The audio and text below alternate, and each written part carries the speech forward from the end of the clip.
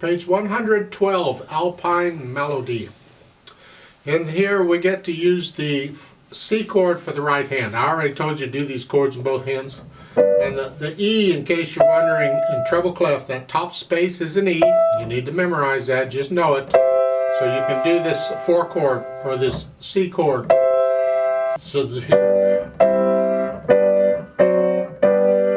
you get to do this in Alpine Melody. Look at the, where is it? Third line down, the C chord you hear? That's what it is. The G, a C, and an E. And you're just moving the hand here. That's all. So let's talk about Alpine Melody. 3/4 time. We'll talk about the right hand first. It's the chords. Don't have a lot to say there. Hopefully you can do that by now. Left hand has the melody. Here it starts with a D. 1, 2, 3, 1, 2, 3, 1, 2, 3. So fourth, that's the left hand. Put the two hands together. Now you can watch this rhythm because of all these rests in the right hand. So it's here and then play. And then lift up the right hand when you play the B.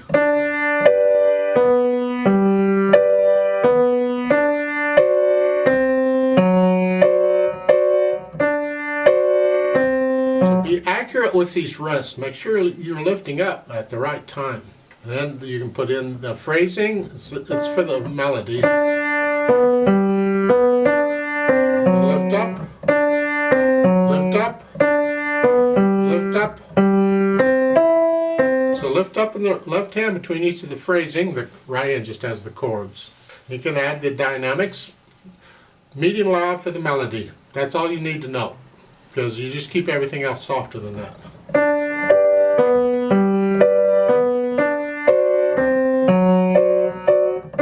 They don't give you any other dynamics here except that, so get to know the piece well enough that you can feel these dynamics. You don't have to play everything the same loudness. You play it as you feel it, eventually. You got to get past the mechanics of it first, because when you're working on mechanics, that's what you're feeling is mechanics. You got to get past that so that's automatic, and then you can feel it. There's a note at the bottom to play both hands an octave higher when you repeat it. So here, you're starting here, and when you repeat, you just pretend middle C goes up here, and you just go up to here. Well, that's a problem, because you're ending it here. There's no rest or anything. There's no time for you to get up here. Here. You gotta know which notes you gotta go from here to here. So we have to figure this out. See, we plan these hand movements in piano. We work them out and we practice them if we have to, because the beat goes on. You can't mess up the beat. You gotta be able to move your hands around, whatever, without messing up the beat. So what do we do here? Okay. A couple of things. One is, when you repeat, the right hand, I'll get there, give me a minute. The right hand has a rest on the first beat, it doesn't play. It's the left hand that plays, so we're going to concentrate on the left hand. It's got to go from here to here. The right hand's just got to get out of the way. Here, okay? You have to look at the piano for that move, of course, otherwise you shouldn't have to look at the piano for this piece. Here, and then immediately when you do that, then you can get your right hand into position, because it's easier to move one hand at a time than both hands at the same time, most of the time. A lot of times in that, you know. So we work this out. So I'm going to move the left hand first. So it's 1, 2, 3, 1, 2, like so, and I can do it that way. It works in this case. Also, the pedal can help us, because the pedal can keep the sound going after we let go. So we don't have as much silence. So if you do it here, lift the pedal right before you play the note. So the pedal is down at the end of the line, the last measure here, the pedal's down. And I'm going to move, and right before I play the note in the left hand, I'll lift the pedal. So there's a little silence here. Now, if that's confusing you, then simply lift the pedal with the left hand. And let there be more silence. You have to experiment. How much silence? We don't want a lot of silence.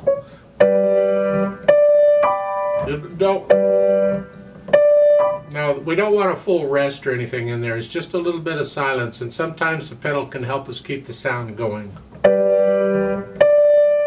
Even though we've left the keyboard, we can keep the sound going until we're up here, and right before we play it, we lift the pedal up.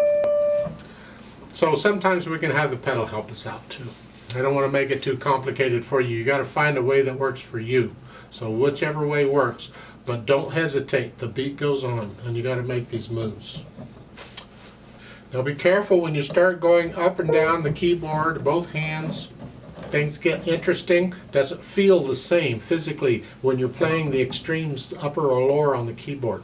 The thing, watch out when you on the repeat, when you go up, don't move. You stay right where you're at, and don't lean.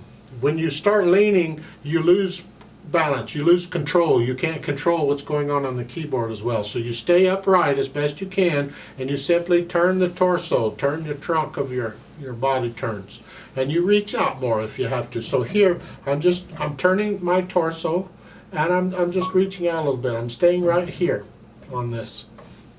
Do that as much as possible.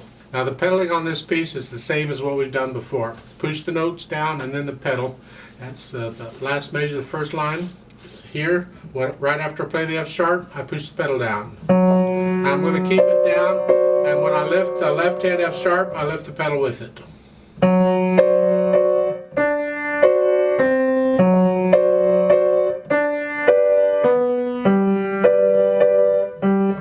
They're all done the same way in this piece. Now on the pedaling, look at the third line. There's no pedaling there. In the last measure, when you get, see everywhere else, when you get that dotted half note in the left hand, there's a pedal. Here they've left it out. I think that's a mistake. I think that's an error in the music. You should pedal that measure just like you're pedaling these other measures you're pedaling. However, when we do the play with me, I'm going to leave it out because that's what's written. But I still think that's an error in the music. Let's try this out together very slowly to double check the notes and the rhythms and all that stuff. I'm not doing any dynamics. And we will repeat it, and I will go up an octave on the repeat. So I'll give us 3 counts. Let's go. 1, ready, go.